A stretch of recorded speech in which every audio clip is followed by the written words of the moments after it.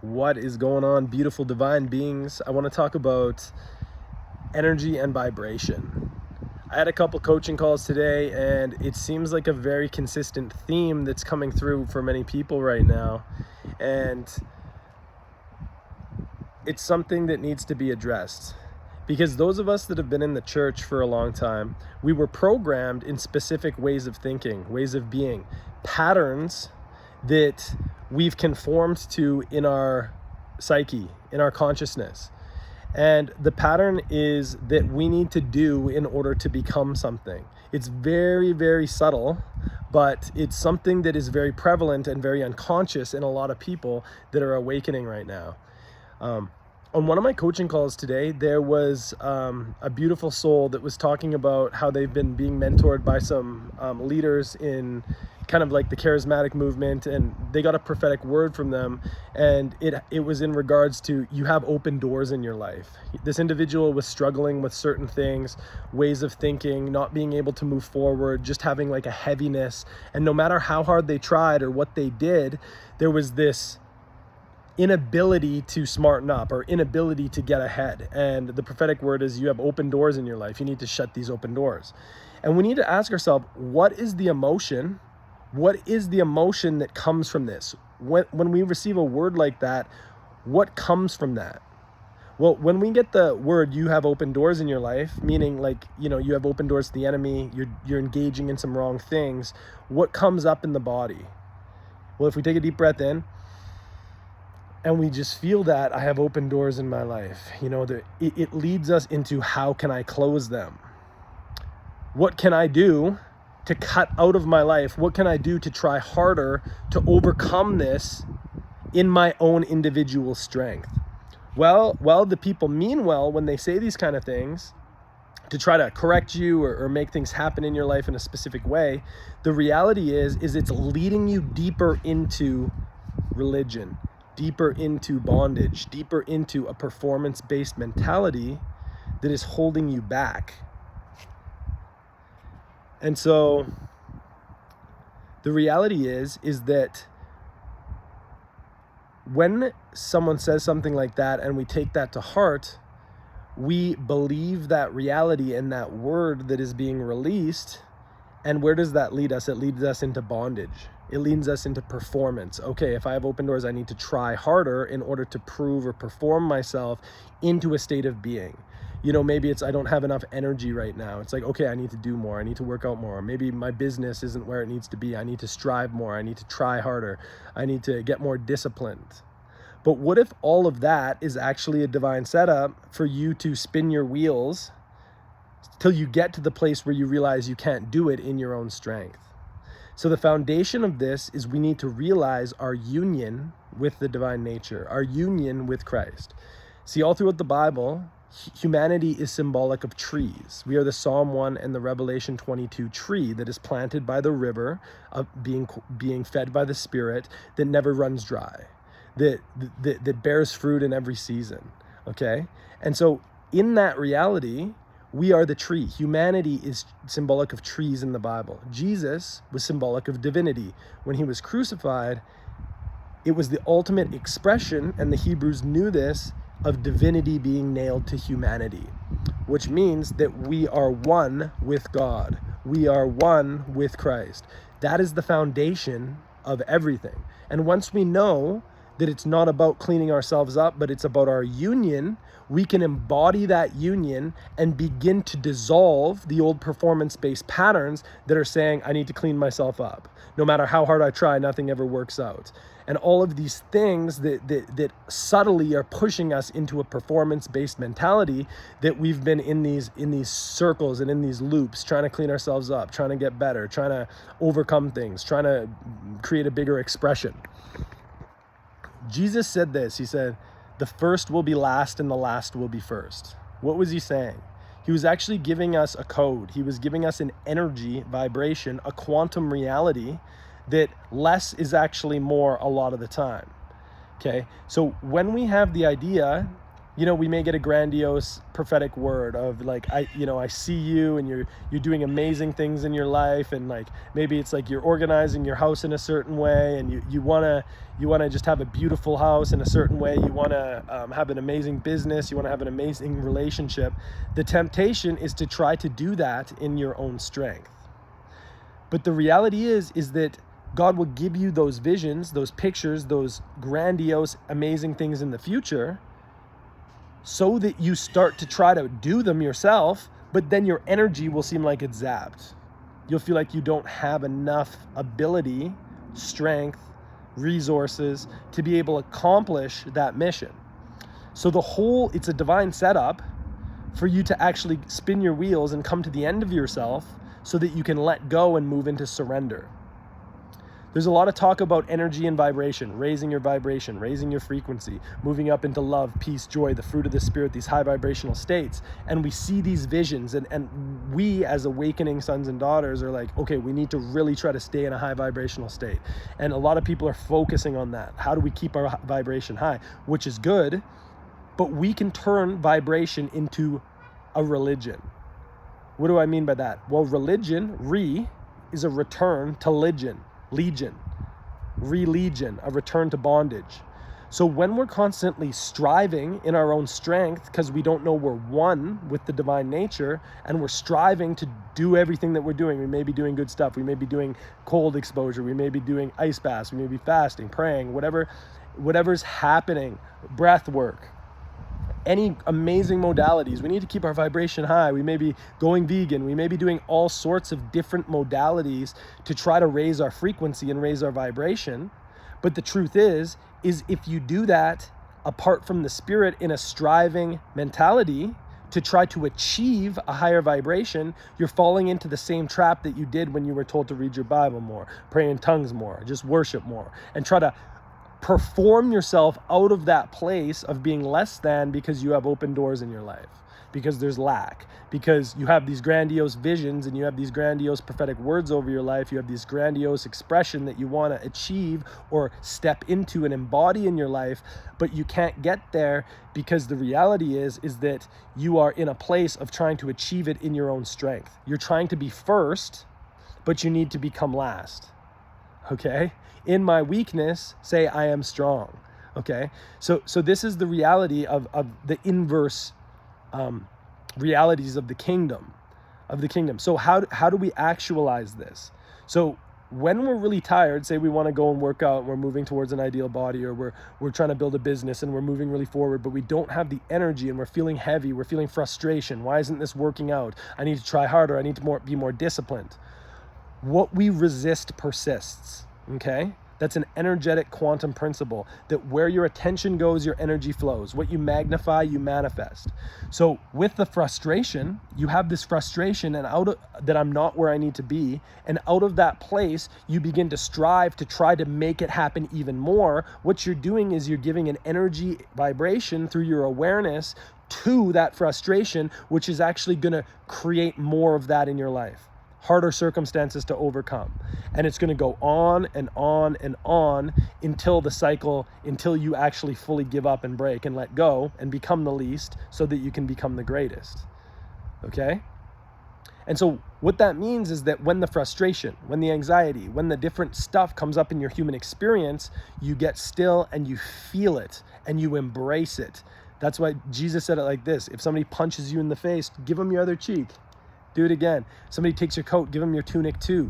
Don't resist your enemy, because by resisting the emotional enemies, the vibrational enemies, the low states of being, of shame, guilt, condemnation, frustration, anger, abandonment, rejection, whatever it is that you're dealing with, by trying to resist them, you are actually creating more of that in your life. And the reality is that you might not even be conscious that you're resisting it. You may be, because even trying to do something to escape that is a form of resistance. You may not be binding and loosing and fighting directly these things anymore, but you may be subtly trying to avoid them. You may be trying to escape them. You may be trying to overcome them in a certain way through doing something in your own strength, which is actually feeding you deeper into that low vibration of shame, of frustration, of fear, of I'm less than, and it's creating more of that in your life until circumstances get so great that you realize you can't do that anymore, and you completely collapse and break and go through the dark night of the soul and have the whole world come upon you in a way where you realize that you can't do it. So all of it is a divine setup for you to actually level up into a high vibration if you can meet it with acceptance. The key is acceptance, self-acceptance. Frustration, you're allowed in my body. Anger, you're right to be angry. You're allowed to be here. You feel fully the emotions that are coming up in your human experience, and instead of shoving them to the side, instead of trying to overcome them, you embrace them with a heart of acceptance. And when you embrace them with a heart of acceptance, your vibration just went down from fear all the way up to a higher vibration of acceptance. And then from that place of acceptance, you can actually move into love. Fear, shame, whatever it is, I see you. You're allowed to be here. You're allowed to be in my body. I accept you. And as you accept that, and you allow that to be there, and you actually feel your feelings from the circumstances that are reflecting back to you all of the lack, you begin to shine light and love upon it, and it begins to dissolve.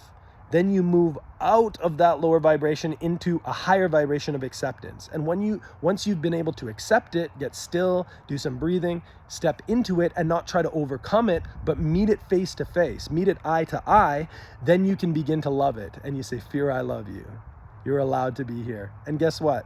The more excellent way of love will cast out that lower vibrational pattern of fear out of your body, and then you will be transmuting all of the old programs of performance that you were taught, that you were programmed with, that you were trained with, that you got open doors, brother, that you have some issue in your life that you need to overcome, or that you're not good enough. Guess what? That not good enough is a red flag. It's an alarm that is going off saying there needs to be love in that part of my heart.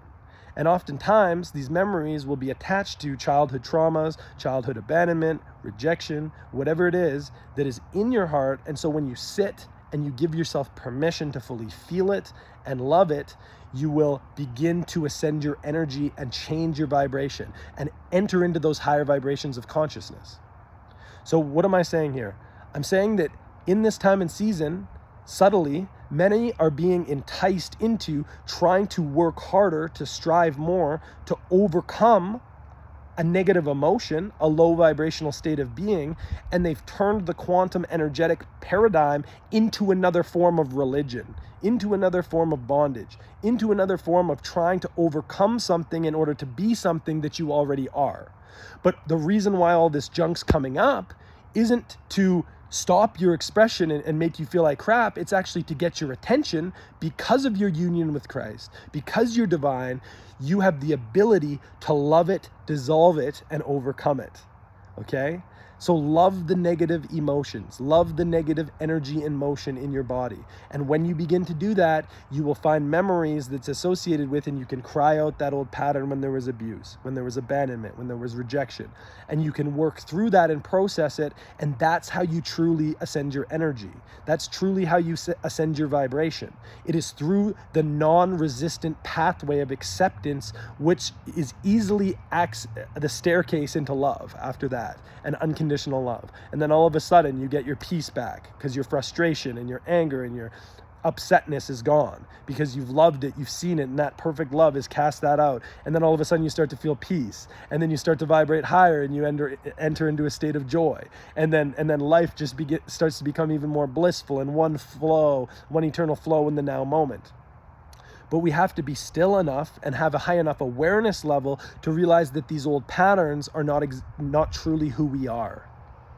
Okay? So whenever our awareness is low, because we haven't been connecting in with the divine nature, we haven't been becoming one in our union with the Spirit, we haven't developed a consistent practice of union with Christ, then we begin to believe that we are the old patterns that come up because somebody cut us off, because we're going through a hard time in life. And some circumstance in your life is actually reflecting back to you what has been in your own heart because the mirroring effect is real. As somebody creates in their heart, thinks in their heart, so are they. And so you're just reaping what you're sowing quantumly. And so now is the time where we put down the sword, because we fought so much and we've tried so much to overcome, and we've hammered our swords into plowshares. So we're putting the swords down, and now we're using that sword that's bent in half, and we're beginning to cultivate the gardens of our hearts. We're digging out all the weeds. We're digging out all the rocks. We're digging up that hard ground, and we're coming into a place where we are going to reap a 30, 60, or 100-fold. Okay, it is determined upon, it's all different vibrational states of being. It's determined upon how much of the rocks and weeds that you get out. Because once you get those out, then you stop putting an incoherent signal into the quantum field. You stop thinking from that old traumatized past. You stop thinking from that old fearful rejection.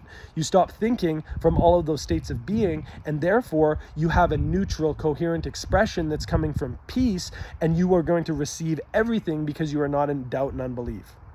In the book of James, it says, let a double-minded man receive nothing from God. Why is that? God's no respecter of persons, and it's not the sky God going, you're going to get this, you're not. You're double-minded, you're not going to get it. Imagine energy waves, radio waves, electromagnetic frequencies coming from your heart that you're shooting into the field. Half the time you're shooting in great positive thoughts of, oh man, I'm going to have amazing success. Abundance is coming to me easily and effortlessly. Life is going my way. My relationship's amazing. My health is amazing. Then the other time you get triggered and you go into a low state of frustration and you see everything that you're not, and then you stay in that unconscious pattern because your awareness level hasn't been high enough to realize that you need to accept and love those parts of yourself. That is taking the plowshare, and it's starting to uproot all of these things that have been hidden in your heart. Okay? So we are learning now, and there's no condemnation in this, we are learning now how to send coherent signals. So we can do all the manifestation work we want. We can think on things above and do all the positive stuff we want. But until we deal with those old rocks and weeds and thorns in our heart, we are going to be a double-minded person that is releasing an incoherent expression into the field that is collapsing the wave function and bringing that which you have sown in your heart. The problem is that we don't know we've been sowing bad thoughts because they've been unconscious, subconscious programs. And the way to reach the subconscious programs is through awareness, through our triggers in our body. So every trigger is actually, and perceived setback is actually a divine setup for you to level up in life. Every perceived setback, every negative situation is actually a divine setup for you to level up through acceptance, through love.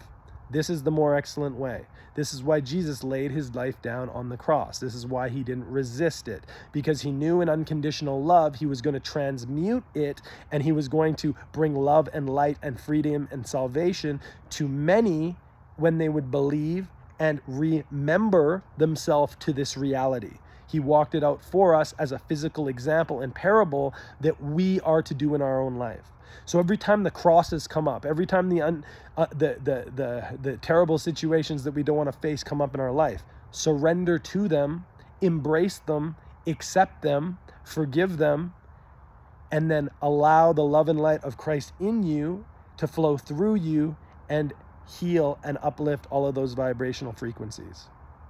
So this is just a reminder that you are divine, that you need to stop trying to outwork your triggers, outwork I'm not good enough, outwork these lower vibrational states of being into resting and loving them. And as you love them, your vibration radically changes and you come into a place of effortless grace, a divine dance of space where you will come into the light and love that you have been predestined to be before the foundation of the world. So I love you guys. Trust this was rich for you. Dan signing out. Peace.